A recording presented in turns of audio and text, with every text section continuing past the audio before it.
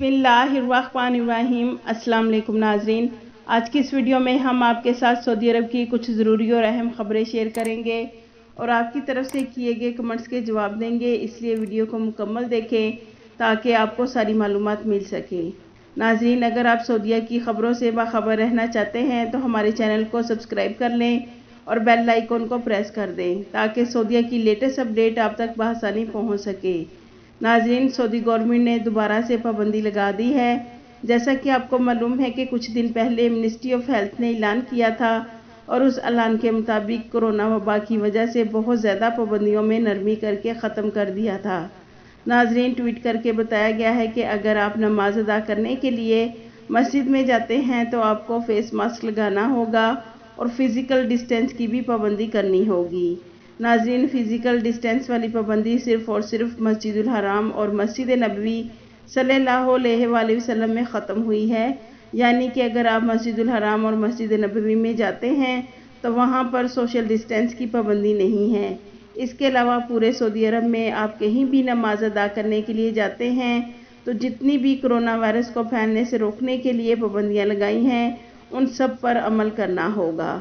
नाज़रीन, ये पाबंदी लगाने की वजह यह है कि मस्जिदों में कहीं भी तवक्लना पर आपका हेल्थ स्टेटस चेक नहीं किया जाता और दूसरा ये कि मस्जिद में हर उम्र का शख्स नमाज अदा करने जाता है। तो किसी ने वैक्सीन की 1 डोज़ लगाई है तो किसी ने 2 डोज़ लगवाई हैं, तो इसलिए फेस मास्क और सोशल डिस्टेंस का ख्याल किया जाएगा। लेकिन नाज़रीन, जो लोग मस्जिदुल हराम में उम्रा अदा करने और नमाज़ पढ़ने के लिए जा रहे हैं तो सबसे पहले उनकी तवक्लना पर हेल्थ वैक्सीन सर्टिफिकेट चेक किया जाता है और दोनों डोज कंप्लीट करने वाले को ही मस्जिदुल हराम और मस्जिद नबवी सल्लल्लाहु अलैहि वसल्लम में जाने की इजाज़त है। तो इस वजह से बाकी जो मस्जिदें हैं वहाँ पर जितने भी रूल्स रेगुलेशन पूरी तरह बरकरार हैं। तो लिहाजा नाज़रीन, अगर आप मस्जिद में नमाज़ पढ़ने जा रहे हैं तो मास्क और सोशल डिस्टेंस का ख़ास ख्याल रखें।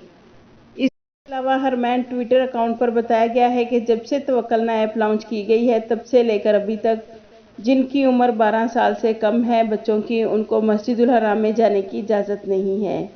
नाजरीन, एक और ख़बर के मुताबिक उम्रा ज़ायरीन की वापसी में 6 घंटे ताख़ीर होने पर 8 कंपनियों को जुर्माने का सामना करना पड़ रहा है।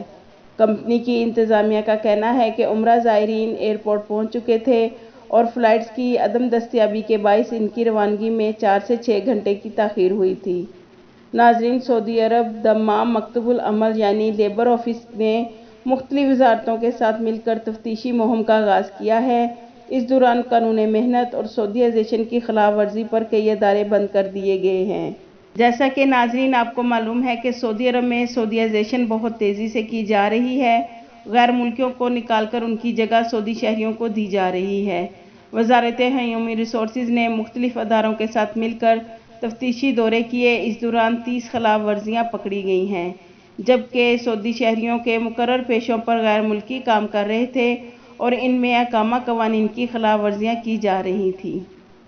नाजरीन, एक और ख़बर के मुताबिक सऊदी वज़ारत तालीम के तर्जुमान ने कहा है कि 12 साल से कम उम्र बच्चों के लिए ऑनलाइन तालीम का सिलसिला जारी रहेगा। प्राइमरी और केजी के तलबा के लिए 31 अक्टूबर की हाज़िरी के फ़ैसले को मौखर कर दिया गया है, जबकि इससे पहले वज़ारत तालीम की तरफ से कहा गया था कि 31 अक्टूबर 2021 से केजी और प्राइमरी की क्लासेस बहाल कर दी जाएंगी। मगर अब बच्चों को कोरोना वायरस से महफूज रखने के लिए उनकी तालीम ऑनलाइन जारी रहेगी ताकि तालीम का सिलसिला जारी रहे।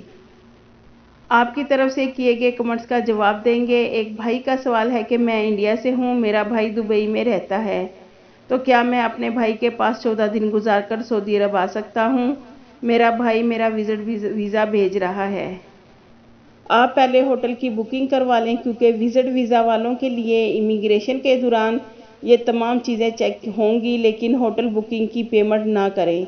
जब आपकी इमिग्रेशन हो जाए तो तब आप होटल बुकिंग कैंसिल कर दें और आप अपने भाई के पास रह लें। इससे आपको कोई प्रॉब्लम नहीं होगी सऊदी अरब आने पर।